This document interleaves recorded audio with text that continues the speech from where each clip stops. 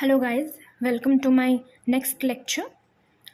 Today we will read about continuous random variable, then PDF, the relationship between PDF and CDF, and some of the examples, and then tendency, measures of central tendencies, and their formulas. In the next lecture of this, we will do problems related to that. So let's get started. What is continuous random variable? The definition is a random variable which can take any value in a continuous interval is called a continuous random variable. For example, height of a person. It could be 151.75 centimeter or 169.25 centimeter or anything. We can use the decimal places also, any continuous value. Rather than in discrete case, we were taking the whole numbers. In continuous random variable, we can take any value in the continuous interval. Then weight could be 59.5 kilogram or 69.79 kilogram or anything. Then temperature could be 15.55 degree Celsius or 75.95 Fahrenheit. Okay. Then time taken to complete a task. It could be 5 minutes 50 seconds or 1 hour 50 minutes, anything. For continuous random variable, P of x equal to x is equal to 0. That means the probability at any point is 0, because probability at a single point is 0, and the probability is measured over an interval. Suppose A and B. P of A less than x less than B. Probability density function, that is PDF. For continuous random variable, probability is described using PDF. So let us define it, what it is. PDF is represented by f of x. Okay. Condition of PDF. What is the property first? F of x is greater than equal to 0. PDF cannot be negative. Property 2, total probability is 1. That is, integration of minus infinite to infinite f of x dx is 1. Property 3, probability between 2 points p of a less than x less than b is given by integration a to b f of x dx. We have an example. Given f of x equal to k of x and the interval, that is x, is between 0 to 2, find the value of k. Using the PDF property, we have that integration minus infinite to infinite f of x dx equal to 1.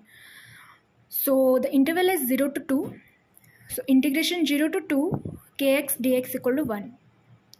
What is the integration of kx? Constant can be taken outside. The integration of x is x square by 2 and the limits are 2, 0.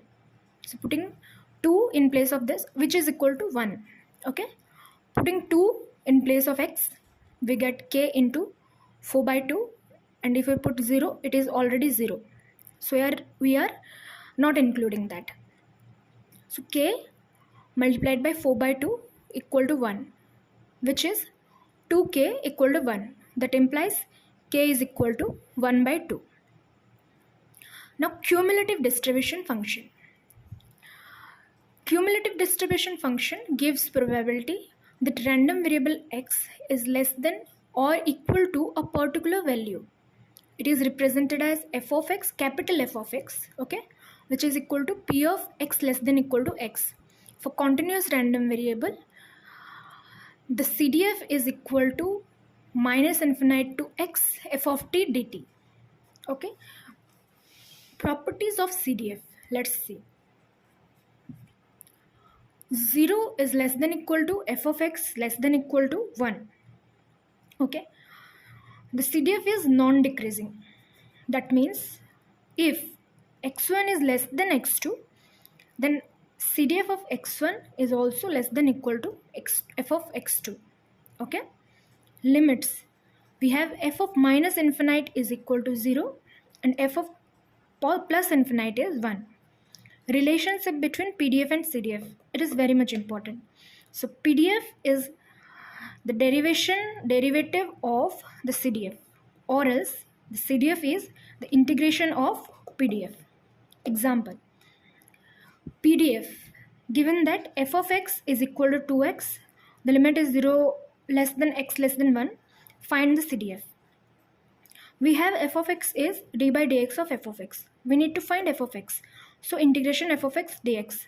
Since the limit is from 0 x, the limit of x is 0 to 1. Okay.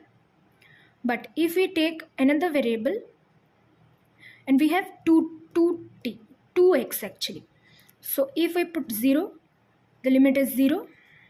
And if we put 1, the limit is 2. So the limit should be 0 to 2t dt. Okay. So 2t square by 2 x0, which is equal to x square. So the interval is f of x. If x less than equal to 0, the value is 0.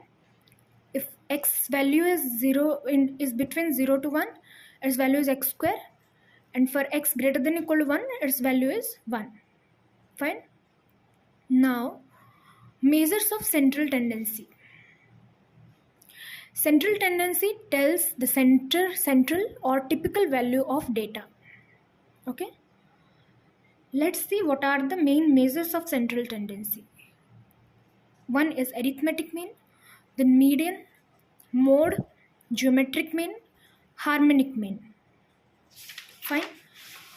What are its definition and formula? Let's see. Arithmetic mean, whose definition is sum of all observations divided by total number of observations. Okay. For example, we have a data x1, x2, so on, xn. Its mean, that is average, is x1 plus x2 plus so on xn by n. Or it could be represented as x bar summation of xi by n, where I is equal to 1 to n. Okay. Properties of mean. Sum of deviations from mean is 0. Okay. That is, if we take any point and we find its deviation, it would be always 0. Summation of that actually. Okay. We will see in an example about this. The second one, mean is affected by outliers. What does it mean by outlier? For example, we have data 2, 3, 4 and 100. The average mean, the average is 109, the addition of this by 4, which is 27.25. So here 100 is the outlier because it is a very high value because of which the mean is affecting.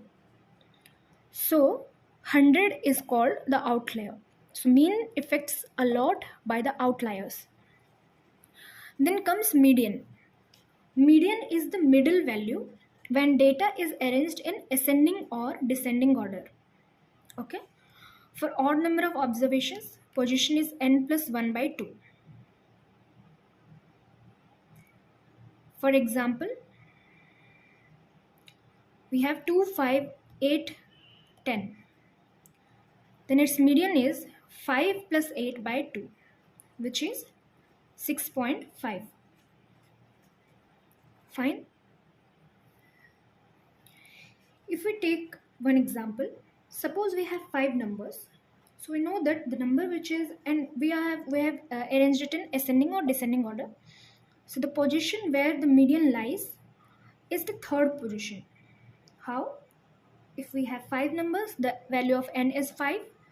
5 plus 1 is 6, 6 by 2, which is third. Okay. If we have even numbers, we have to add those two numbers and find the average of it. Now mode, the value which occurs maximum number of times. Suppose we have data 2, 3, 3, 5, 7.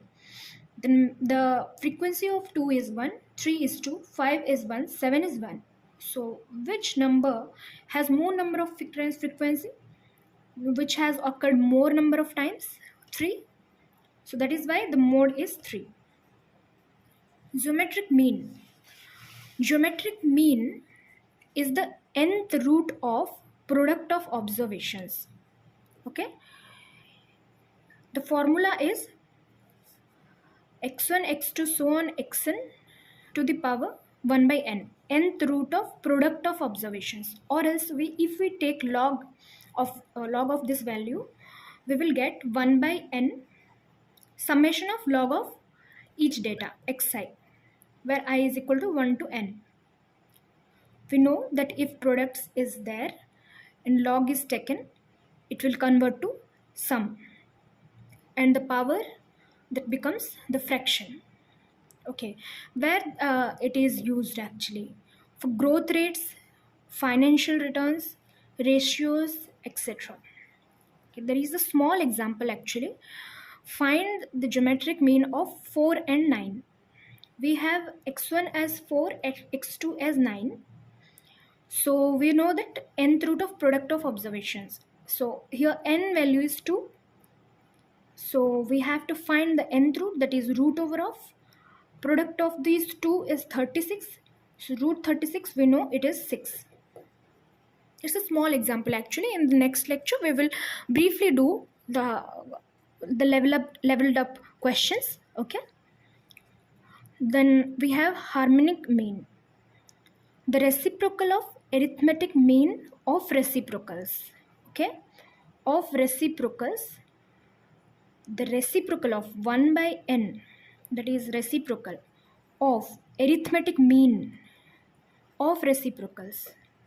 Okay, that is hm equal to n by summation 1 by xi, where it is used in average speed, rates, etc. For example, a car travels first half distance at 60 km per hour, second half distance at 40 km per hour. What is the hm?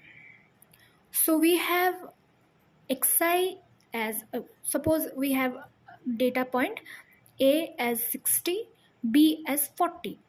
So by the formula here n is 2 and we have to add its reciprocals.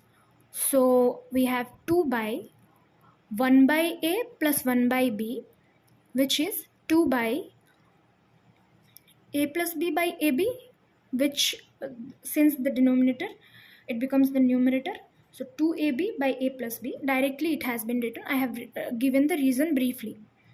So the value of a is 60, b is 40.